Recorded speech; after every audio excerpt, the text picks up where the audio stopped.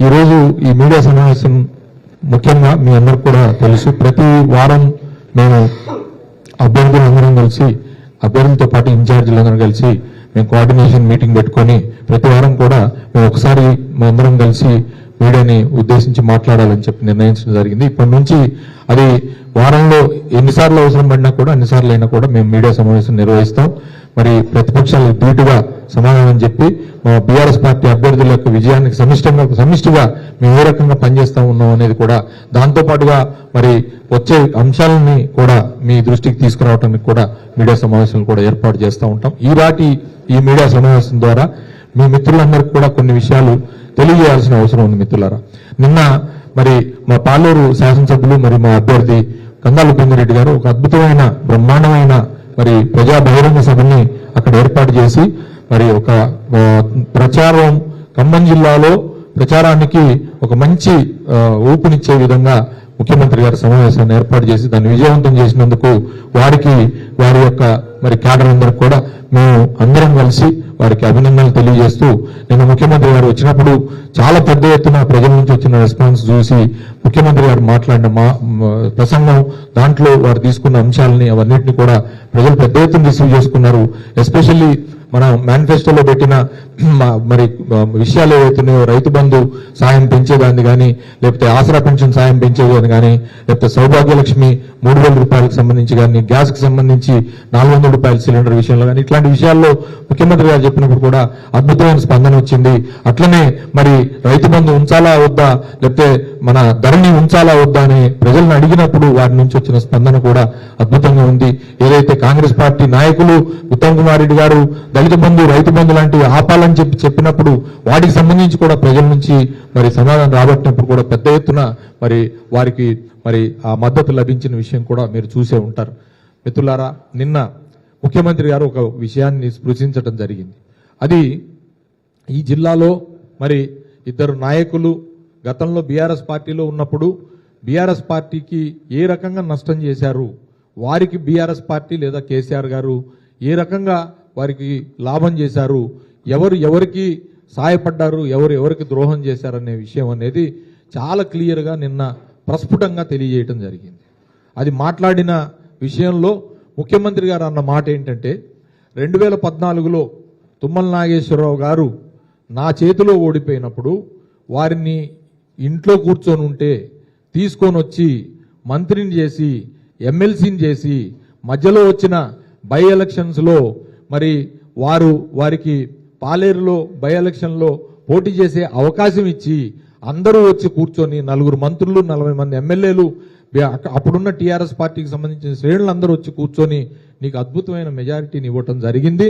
జిల్లా మొత్తాన్ని మంత్రిగా ఏకఛత్రాధిపత్యంగా నువ్వు ఏలినవు.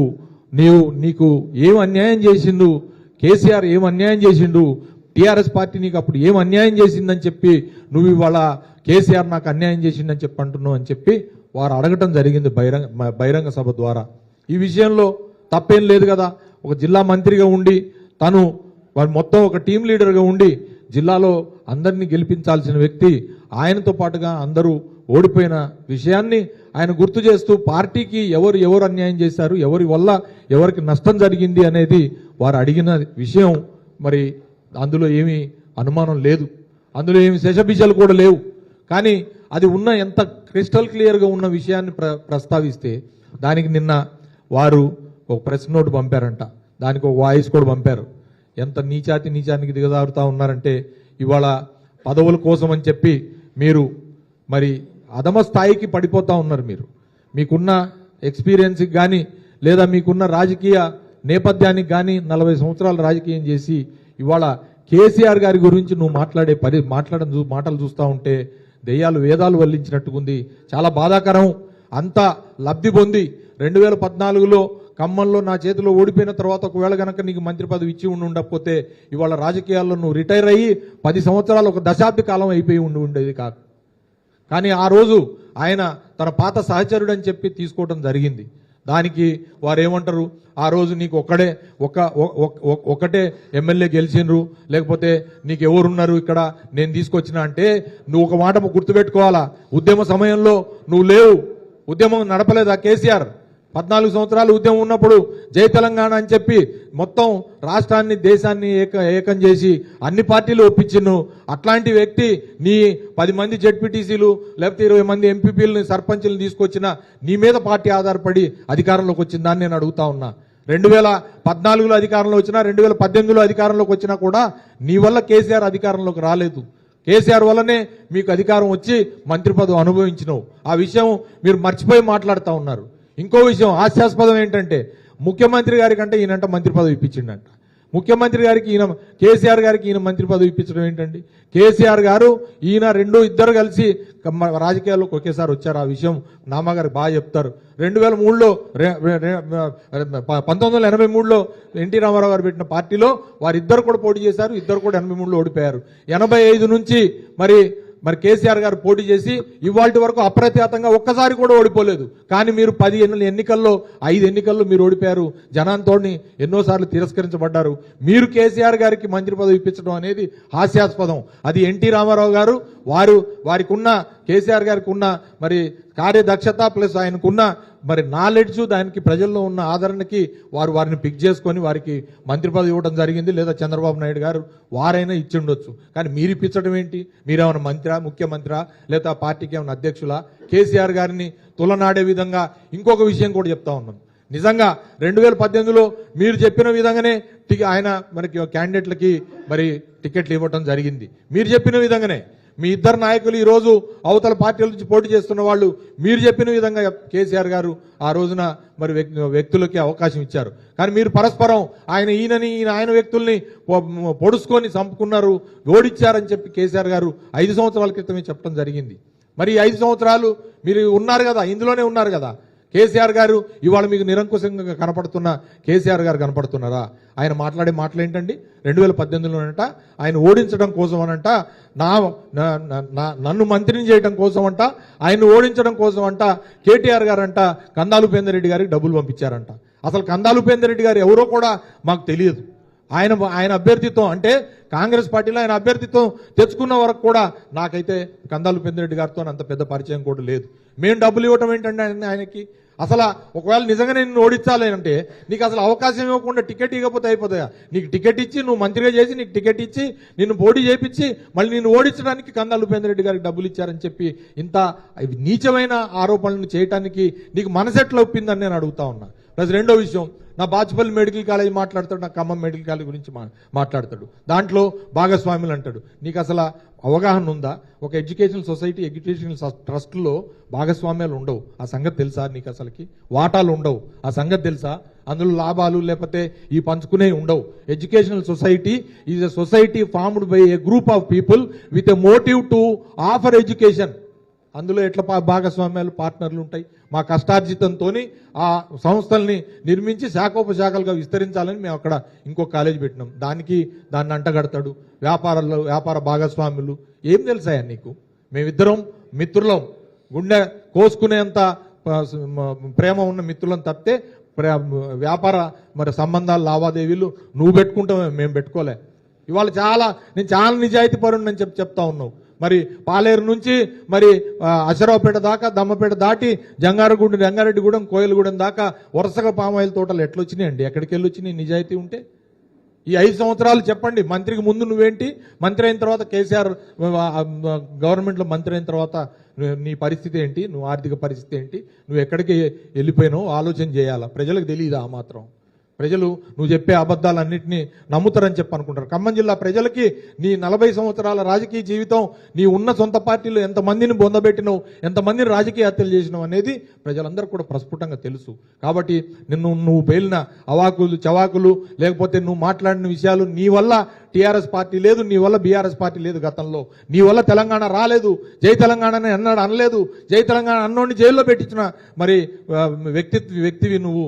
అట్లాంటిది తెలంగాణ వచ్చి ఆ తెలంగాణ ఫలితాలని, ప్రభుత్వంలో ఉన్న అధికారాన్ని అనుభవించి కేసీఆర్ గారిని అన్ని మాట్లాడటానికి నీకు నోరెట్లు వచ్చింది. అందుకనే కేసీఆర్ గారు అన్నారు నిన్న, నీ నాలుగుకి నరం లేకుండా ఇష్టం వచ్చినట్టు మాట్లాడుతున్నారు. నిన్నటిదాకా పంచన ఉండి, నిన్నటిదాకా అన్ని అనుభవించి ఇవాళ కేసీఆర్ గారిని మాట్లాడే మరి సాహసం చేస్తున్నా మీకు తప్పకుండా ప్రజలు బుద్ధి చెప్తారని చెప్పి ఈ సందర్భంగా నేను తెలియజేస్తా ఉన్నా. ఖమ్మం జిల్లా ప్రజలు, ఖమ్మం ప్రజలు విఘ్నులు.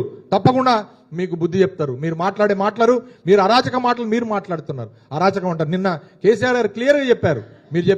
మీరు మాట్లాడే మాటలు నా మీద కానీ లేదా ఇతర నాయకుల మీద కానీ మీరు చేసే ఇష్టమైన మాటలు మాట్లాడుకుంటా, నోటికి వచ్చినట్లు మాట్లాడుకుంటా, క్యారెక్టర్ అసాసినేషన్ చేసుకుంటా, ఎవరండి ప్రభుత్వ భూముల్ని రెగ్యులేట్ చేసేది అనేది? నేనేమన్నా సొంతానికి చేశానా? జియో 59 ఇప్పటికి కూడా నడుస్తూనే ఉంది. ఎప్పుడో జియో 59 ప్రభుత్వం వచ్చినప్పుడు దానికి ఒక Janata hospital, Mamata hospital road కోసం అని చెప్పి 2,10,00,000 రూపాయలు దాన్ని రెగ్యులరైజ్ చేయించుకున్నది ప్రభుత్వ విధానంలో భాగంగా డబ్బులు కట్టి దాన్ని ఒక రోడ్డు తీసుకుంది. మేమన్నా మీలాగా 100 ఎకరాలు పోగేసుకున్నామా? ప్రభుత్వం నుంచి మేమన్నా ఇది తీసుకున్నామా? దాని మీద 2 ఎలక్షన్లు జరిగినాయి కదా. పోయినసారి ఎలక్షన్లు కూడా చర్చ చేశారు. ప్రజలకు అర్థమైంది కదా. దాని మీద తీర్పు నుంచి నన్ను గెలిపించారు కదా. మీరేం మాట్లాడుతున్నారు? ఎవరు కాంట్రాక్ట్లు ఇచ్చారు? మీ చుట్టూతా మీరు అధికారంలో ఉన్నప్పుడు, R&B మినిస్టర్ ఉన్నప్పుడు మీ కోటరీ ఎవరు? కాంట్రాక్టర్లు కాదా?